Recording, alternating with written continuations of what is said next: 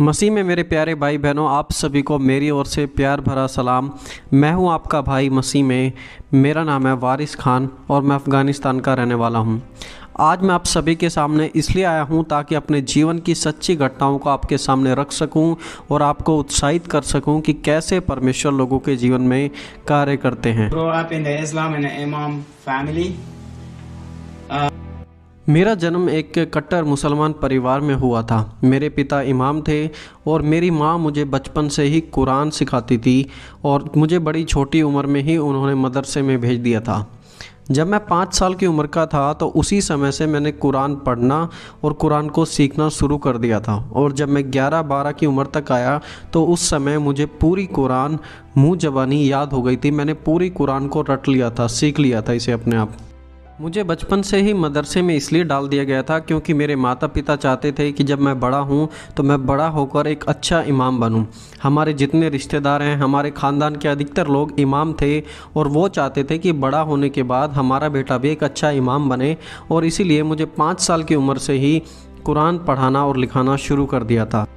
जब मैं छोटा था तो मेरे माता पिता ने मुझसे कभी नहीं पूछा कि तुम बड़े होके क्या करना चाहते हो। उन्होंने जस्ट डिसाइड कर लिया कि मैं इमाम बनूंगा और उन्होंने उसी रास्ते में मुझे धकेलना शुरू कर दिया। कई बार मुझे बहुत अजीब भी लगता था, लेकिन उसी प्रकार की मेरी ज़िंदगी थी। समय धीरे धीरे बीतता गया, मैं बड़ा हो गया और मेरी शादी भी हो गई। इस्लाम को लेकर मेरे जीवन की सबसे बड़ी परीक्षा तब शुरू हुई जब मेरी शादी हुई थी। शादी होने के बाद मेरी एक बेटी पैदा हुई और मेरी बेटी बहुत ही ज़्यादा बीमार रहती थी। मैं चाहता था कि मेरी बेटी ठीक हो जाए और उसके लिए मैं रोज़े रखता था, खुदा से दुआ करता था, दान भी देता था और बार बार कुरान की आयतों को पढ़ता था, लेकिन मेरी बेटी कभी ठीक नहीं होती थी। मैंने अपनी माँ से कहा कि माँ देखो क्यों मेरी बेटी ठीक नहीं हो रही है। और मेरी माँ ने कहा कि तुम चिंता ना करो, मैं सऊदी अरब जा रही हूँ और सऊदी अरब में हज करके मैं तुम्हारी बेटी के लिए दुआ करूँगी।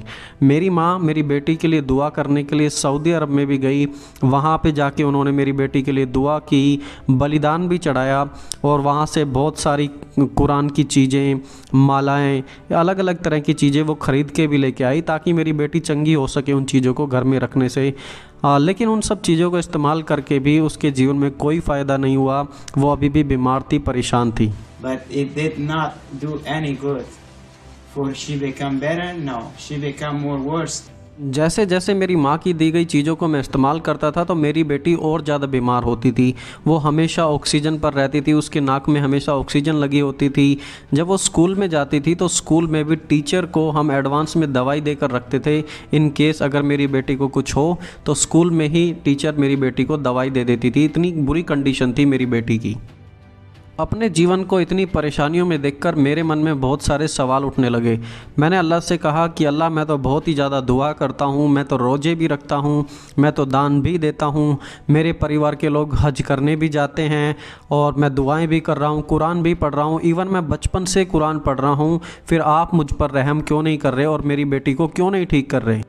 जब मेरे जीवन में इतना सब कुछ चल रहा था और मेरी आशा बिल्कुल कम होती जा रही थी, उसी समय मुझे एक बहुत ही बुरा सपना आया। सपना कुछ इस प्रकार से था कि मेरी माँ हर साल सऊदी अरब जाती थी हज में, मक्का के लिए, काबा में। और तो मुझे सपना दिखाई दिया कि जैसे मेरी माँ इस बार भी सऊदी अरब गई है और इस बार मैं भी अपनी माँ के साथ गया हूँ।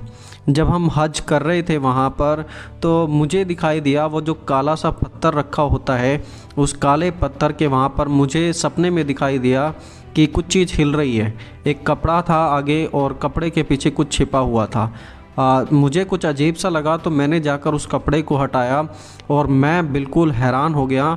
मुझे उस कपड़े के पीछे, उस काले से पत्थर के पीछे एक ड्रैगन दिखाई दी। जी हाँ, एक ड्रैगन दिखाई दी। मैं ये सपना मुसलमानों को बुरा बताने के लिए नहीं कह रहा हूँ, लेकिन मुझे ये सपना दिखाई दिया, इसीलिए मैं आपको बता रहा हूँ जो खुदा ने मुझे दिया। और जैसे ही मैंने सपने में उस ड्रैगन को देखा तो अचानक ही ऐसा लगा कि आकाश से आग पड़ने लगी हो, आग के गोले बरसने लगे हों। और मैंने तुरंत अपनी माँ को और जो लोग थे मैंने उनको वहाँ पर बताना शुरू कर दिया कि ये तुम्हारे लिए एक सही जगह नहीं है। अगर तुम अपना जीवन बचाना चाहते हो तो यहाँ से तुरंत भाग निकलो। और उसके बाद ना जाने हम कैसे पहाड़ों पे ऊपर चढ़ के हमने कैसे अपनी ज़िंदगी बचाई। जब हम उस आग से भागकर एक पहाड़ पर चढ़ गए थे तो पहाड़ के ऊपर एक कमरा था और हम उस कमरे में घुस गए। मैं तो उस कमरे में घुस गया, लेकिन मेरी मम्मी और मेरी बहन और कुछ जानकार लोग बाहर खड़े हुए थे। जैसे ही मैंने अपनी नज़रें ऊपर उठाई तो मुझे एक बड़ी ही अनोखी रोशनी दिखाई दी और उस रोशनी के ऊपर प्रभु यीशु मसीह का क्रूस दिखाई दिया, जो कि बड़ी शांति देने वाला था। और जब मैंने ये सब कुछ देखा तो मैंने अपनी माँ को कहा कि तुम क्यों बाहर खड़ी हुई हो, यहाँ पर आ जाओ, यहाँ पर बड़ी शांति है।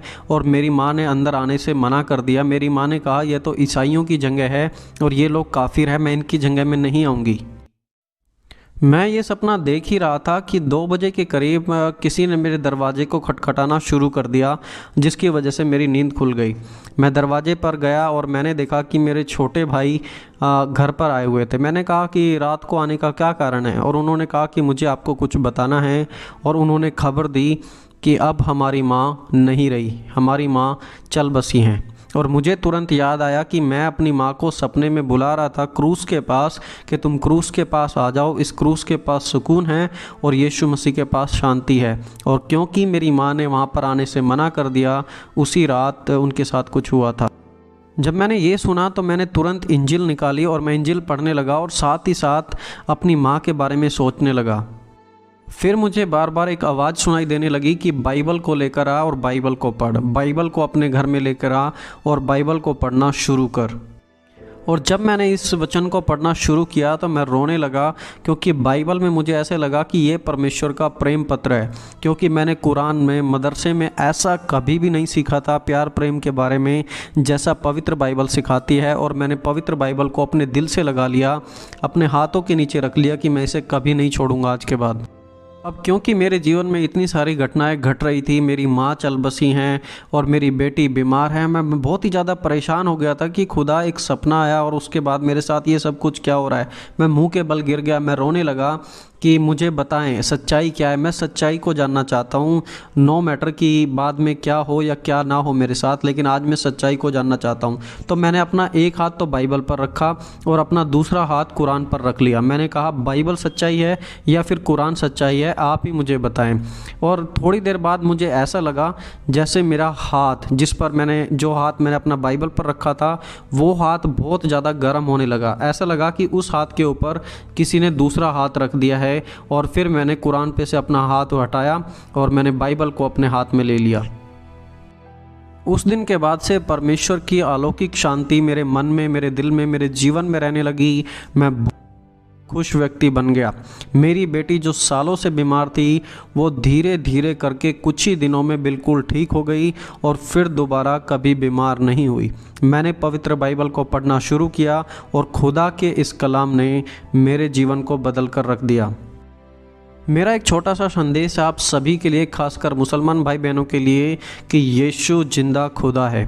हाँ, यीशु जिंदा खुदा है, वो जीवित खुदा है। आप सभी को जय मसीह की दोस्तों, मेरा नाम है रोहित कुमार। आप देख रहे हैं मसीह न्यूज़ टाल के चैनल में आप सभी का स्वागत करता हूं। दोस्तों, आप सभी लोगों के बीच में लेके आ चुका हूं परमेश्वर की एक और अद्भुत गवाही, परमेश्वर की एक और अद्भुत चमत्कार, जो आज हमारे मसीह समाज के कुछ ऐसे लोगों के बीच में हो रहा है, कुछ ऐसे लोगों के जीवन में हो रहा है कि जो लोग आज अपने जीवन में परमेश्वर का विरोध करते हैं, परमेश्वर को नहीं जानते, परमेश्वर से घृणा करते हैं, परमेश्वर से नफरत करते हैं, लेकिन आज उन्हीं के जीवन में परमेश्वर एक गवाही देता है। परमेश्वर उन्हीं के जीवन में आज बहुत बड़े बड़े काम करता है और वो लोग परमेश्वर के सामने घुटने टेक देते हैं और परमेश्वर को आखिर में अपना लेते हैं। क्योंकि मेरे प्रियो, प्रभु का वचन कहता है, जो कोई व्यक्ति अपने जीवन में विश्वास रखेगा, प्रभु के वचन को पढ़ेगा, प्रभु के बताए हुए मार्ग में चलेगा, परमेश्वर के बताए हुए वचनों को अपने जीवन में लागू करेगा, तो वो सर्वशक्तिमान परमेश्वर उसको बहुत सारी समस्याओं से और बहुत सारी दिक्कतों से छुटकारा दिलाएगा। क्योंकि मेरे प्रियो, प्रभु कहता है कि जब आप अपने जीवन में विश्वास रखना सीखोगे, परमेश्वर के बताए हुए मार्ग में चलना सीखोगे, तभी परमेश्वर आपके जीवन में काम करेगा। तो जितने मेरे मसीह भाई बहन हैं, आप सभी लोगों से कहना चाहता हूँ कि आप लोग इस इस गवाही को ज़रूर सुनो। ये गवाही आपके जीवन में भी आ सकती है। बस आपको विश्वास रखना है, प्रभु के वचन पे चलना है, प्रभु के बताए हुए मार्ग में चलना है। वो सर्वशक्तिमान परमेश्वर आपके जीवन की सारी समस्याओं को, सारी प्रॉब्लमों को, सारी दुख और तकलीफ़ों को दूर कर देगा।